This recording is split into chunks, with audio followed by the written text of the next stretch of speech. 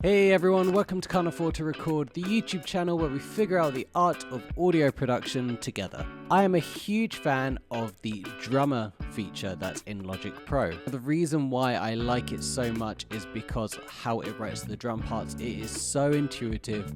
It's really inspiring when I hear certain fills that it does, and that actually helps me write the rest of the song or the jam that I'm working on. And there's even been times when the Logic drummer has written drum fills that have made it into the final product, and I think that's really amazing. And I'm usually really into what Logic Pro's drums sound like until I start adding in other aspects, other instruments, and then I find the mix very quickly becomes very muddy sounding. And a friend of mine recently said, you know, I really think you should check out Slate Drums. I think you'll find they just sort of mix a lot better, and yeah, you should just check them out and see if you can work with them rather than the Logic Pro sounds. So I downloaded the free version of Slate Drums. I think it's Slate Drums 5.5, and I did not like it at all.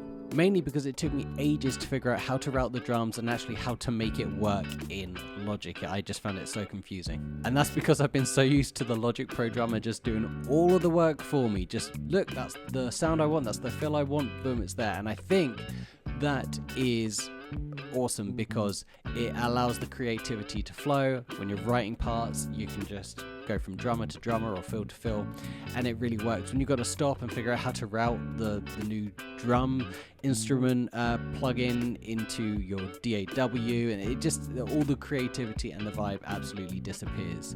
But I did persevere. My first disclaimer today is, remember, this is not a tutorial, so please take everything I'm saying with a pinch of salt. As I've sort of said from day one on Can't Afford to Record, I'm just showing my learning and my findings within audio production.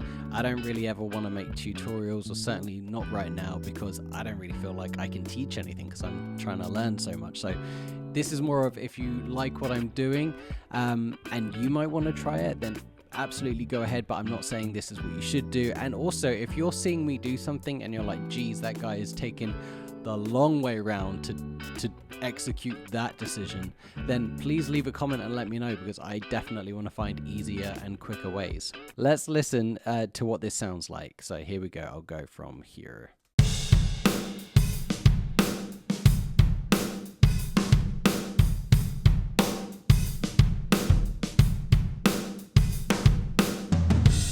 When I've used Logic Pro Drummer in the past, I create the drum part and then I have it all on one stereo track. So that is another kind of unfair comparison right now, is that what you'll see me do in Slate Drums is they are all on multi-outputs. And so you can dig a little deeper and sort of change the processing and do some more things with the drum sounds, rather than it all just coming through on one track. Now in Logic, you can change that. You can go to, I think it's producer kits, and then have every sort of, you can have your, high tom on one fader, your ride cymbal on one fader. So you can really make it very individual, which is really cool. But again, when you want to just keep the creativity flowing and maybe you don't have that template set up or whatever, you usually just put it on one stereo track, and that doesn't sound too bad for now. It sounds pretty good. So when I'm happy with the drummer on a stereo track, then what I do is I join all the tracks together and convert it to MIDI,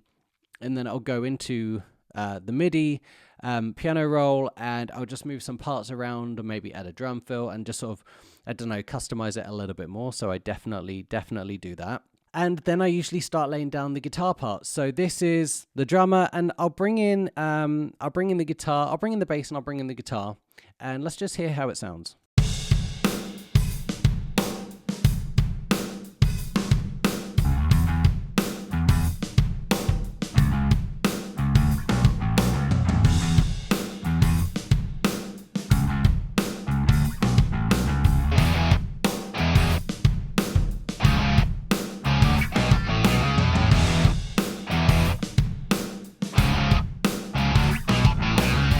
Now it looks like my Slate drums are all coming on one stereo track.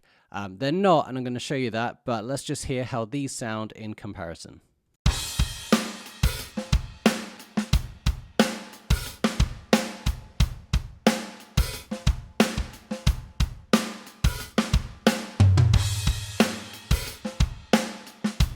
way less boomy. Again, that could be the drum kit difference. We're never going to get an exact match, but I think it's already less muddy sounding. So here's my Stephen Slate drums, and then I've got different parts of the drum kit coming out of a couple of different outputs. So I've got kick on its own, snare, toms, cymbals, so that is the hi-hat and the crash cymbals and the ride cymbal, and then my overheads, and then a room. On top of those, I also have another snare sample because I think it just needed to be thickened up a little bit.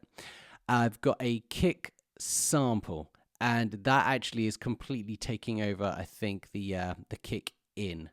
Yeah, that is definitely, I've taken out one of the Stephen Slate ones, and we are definitely using a kick sample there. Then I've got a snare reverb, and then I've got a parallel drum bus, and that is just really compressing it quite aggressively, but again, just to bring up that punchiness. Here is just the Stephen Slate kick that I have left in, and I'll bring it up now. You'll see that I'm only using the kick out from Stephen Slate here, so just the kick out. It sounds like this.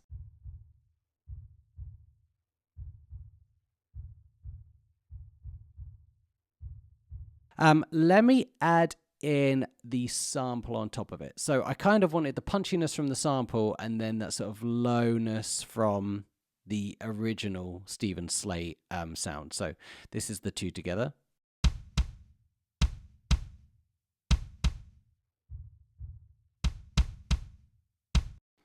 Okay, and then let's add in the snare drum. And we haven't added in the sample snare yet, so this is just the snare drum.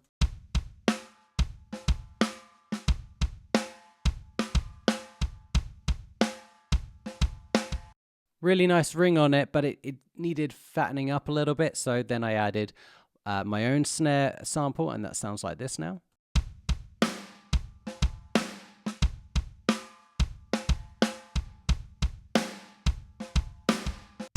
Let's add in the toms. That's going to bring in just a little bit more energy to the sound already.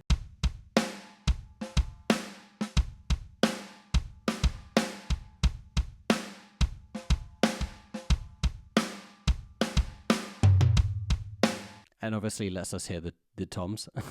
Okay, so now we're going to bring in the hi-hats.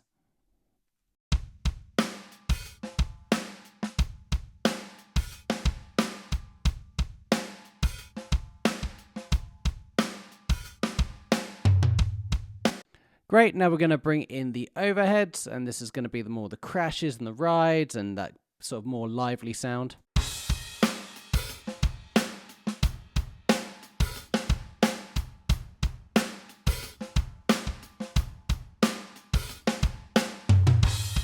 Okay, and the room, just to bring in a little bit more energy and make it all sound like it's in one place.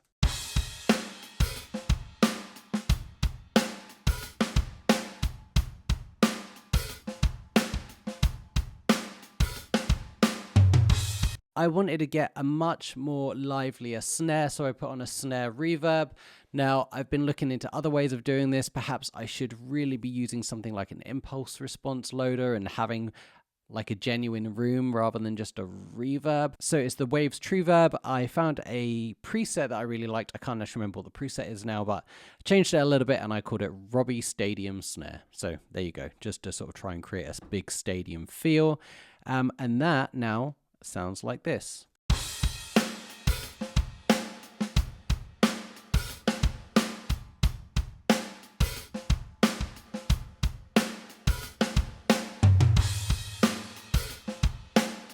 Now that is a long reverb, I know, but it's working for me, so I'm going to leave it there. And then finally, I am adding in some drum compression, and I haven't really overthought this too much. I've just got the Waves DBX 160 compressor, and I've got it on Punch Factory, and I'm leaving it like that. I haven't changed anything else on it. So now this is what it sounds like with the added parallel compression.